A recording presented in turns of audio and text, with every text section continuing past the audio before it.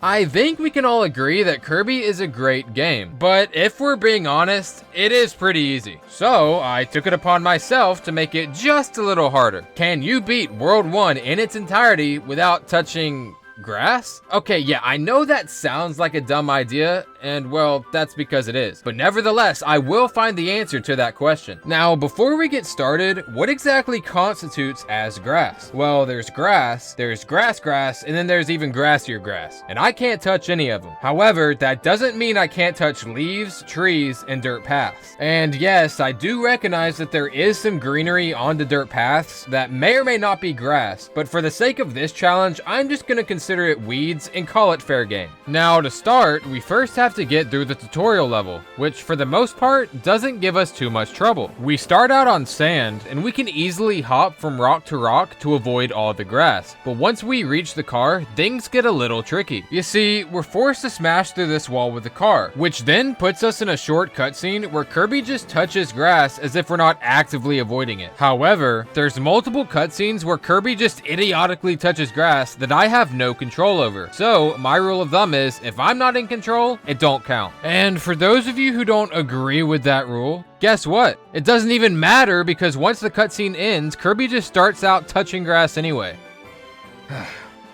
This is not starting out well. But regardless, we make our way to the bridge and lower it no problem using the second car, make our way to the first boss fight, if you can even call it that, and finish off the tutorial level with only one grass touch. And now with that level out of the way, we can finally start with the rest of World 1. Now, every level has a bunch of optional missions that you can complete, and I could do the bare minimum and just beat each level without touching grass, but why would I make my life easier when I could just make it harder? And with that being said, the first level has 4 optional missions: saving 3 prisoners, sniffing 5 tulips, breaking down a wall, and getting splashed with water. Okay, trust me, these are way easier said than done, especially since I had to do it all in one go. Now, the start of the level isn't too bad. I just sniff this first flower, and then I decide to kill this guy for no reason. But then we reach our first big hurdle. In order to reach the second flower, we must walk down this extremely long tunnel with a bunch of disgusting grass. Now, if you're smart like me, the obvious solution is to just get the flower from the other side, right? But for some strange reason, there's magically a wall there now. And so, I was at a loss. I initially decided to just skip this flower, deeming it impossible, and just moved on. But then I remembered something. How could I forget Waddle Dee? So, I just sent Waddle Dee down the tunnel while spamming jump, got him close enough to the wall to break it down, then teleported him back to Kirby before he touched a single blade of grass. And with the wall now gone, I can just go and get the flower from the other side. But actually getting the flower without touching the grass was actually pretty difficult. So I just used the boomerang I stole from that guy I killed. But now with that done, we're at the second big hurdle, immediately after the first one. Fantastic. We have to break this wall down, and the only way to do that is with the vending machine, all the way over here. Now, the vending machine can jump, but that doesn't really help us now, does it? And once again, I deemed this impossible for obvious reasons. But then I saw something that changed everything. Apparently, if you try to suck the... If you try to inhale the vending machine on the same frame Kirby gets hit, then the game will actually store it, which means we can store the inhale over here and then fly all the way to the wall before actually completing it, skipping over all the grass. Now, luckily, we can easily get the next flower since it's in a dirt pot, rather than a grass pot. But then we need to break this pipe to get splashed with water, which of course is surrounded by grass. Now, the only way to break that pipe is by slamming it with the cone, and the cone seemingly can't make that jump. Keyword seemingly. Because if you inhale the cone mid-air and hit the jump button on the same frame the animation ends, you can just conveniently jump in mid-air, avoiding all the grass. Now, we can easily save the first prisoner by beating this mini-boss, but the second prisoner is unfortunately not obtainable without touching grass. Because it doesn't matter which direction you take off the lid, Kirby just always lands on grass without fail. However, the third prisoner can also easily be saved by killing this innocent turtle. But But now we can just sniff the last 2 flowers, get this cone with that same jump glitch as before, and we're finally at our first real boss fight. And this turtle is a total pushover. We can actually murder him pretty easily. But because of this, the game decides to punish us and puts us on the grass when we're right in front of the goal. So all we can do is just hop out of the cone and finish off this level with our number of grass touches now sitting at 2. Moving on to the second level, the 4 missions we need to complete are to save the 4 prisoners, find the secret room, light 4 lanterns, and remove a wanted poster. And if I'm being honest, these don't seem too bad. I mean, once we load into the level, Oh, come on! Now, at first, I thought this grass was unavoidable, but I soon realized that was not the case. When you load into a level, Kirby flies in a star and does a short bounce off of it before actually landing. So, if we just hold forward, Kirby will bounce off the ledge, which gives us barely enough time to start flying before landing on the grass. Our next obstacle is to light this lantern, but to do this, we need to inhale this hothead, which is, of course, surrounded by grass. So, I just decided to skip the lantern until I found another hothead, and then just went all the way back to light it. Next up, we need to open the secret room, and to do this, we need to inhale this lid. The only problem is that the pot is surrounded by grass, except in one single spot. Taking off the lid in this exact spot is way harder than it looks. You have to hit the perfect angle, but it is possible. And once it's done, we can walk into the secret room and also save this prisoner. We then walk through this door to go to the next section. And of course, when we come out the other end, we start out on grass.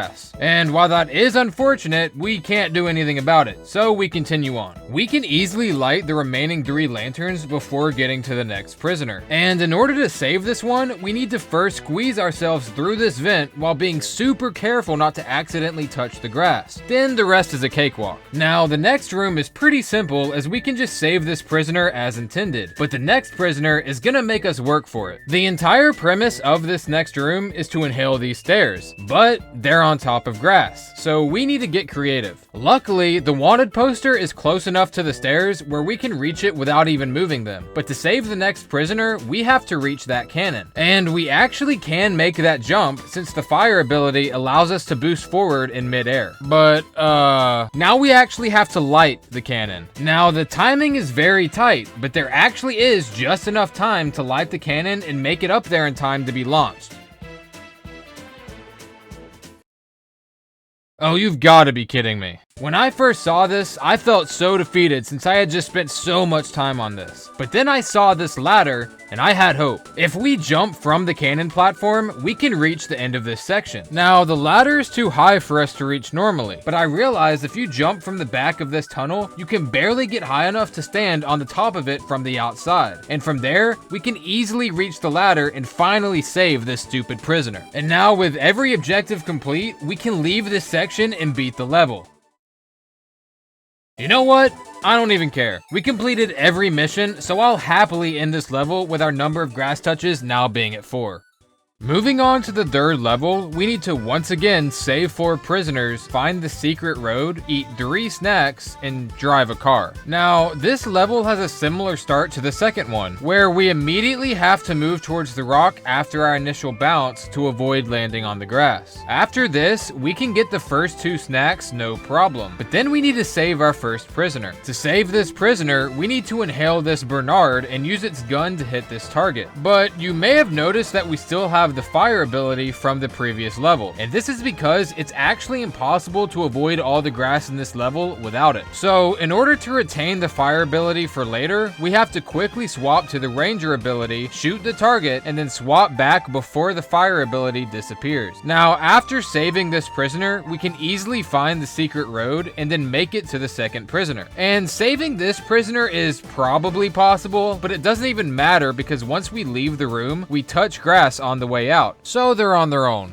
But this is where the level gets insanely difficult. We first have to make this tight jump to get this snack on the stump, and after that, we have to blindly go down this hill and hope we land on the rocks rather than the grass. And if we can make it to the bottom fast enough, we can actually save this 3rd prisoner. Now, after doing all of that, we have 1 shot to pull off 2 of the hardest jumps in this level back to back. Because if we mess up once, we're gonna land on grass unnecessarily and then unfortunately have to restart the level. But after completing these 2 jumps, the rest of the level is a piece of cake. We can't inhale this car since it's on grass, which means we also can't save this last prisoner. But that brings us to the end of the level, where we surprisingly didn't have to touch grass even once. Now, with the 3rd level out of the way, we have one last level before the boss fight. And in this level, we need to save the 4 prisoners, eat 4 donuts, eat candy, and not get lost. And you would think this level would be the easiest to avoid grass since it's the only level that takes place fully inside.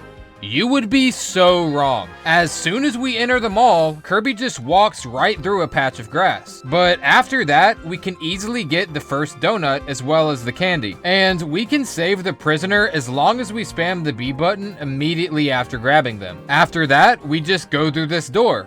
Onto even more grass. Now, the next prisoner is in this chest, and we can actually barely get close enough to open it without touching the grass. But after going through this door, this is where Kirby is standing. At this point, this is just getting insulting. After this, we can easily save the 3rd prisoner and eat the 2nd donut. And after this, we can easily save the 4th prisoner and eat the 3rd donut. And then we go through this door and touch more grass. And then we have to inhale this filing cabinet, which is on even more grass. But after that, we just eat the last donut and finally beat the level. So this was clearly the easiest level to execute, but it made us touch grass more than all the other levels combined. Fantastic. And with that, we're finally at World 1's boss fight. And since the boss fight is in the middle of a concrete arena, I was easily able to beat the boss while avoiding grass. Now, just for fun, I decided to try and do all of the optional missions in one go. And since I'm amazing at video games, I was easily able to pull this off. Now, there's gonna be a playlist linked in the description with videos to prove I actually did beat each level in one go. So for those interested, it is there. But with that, we're finally finished with World 1, and I can now confidently say that I am the first person in the world to have beaten World 1 with only 9 grass touches. Why did I do this?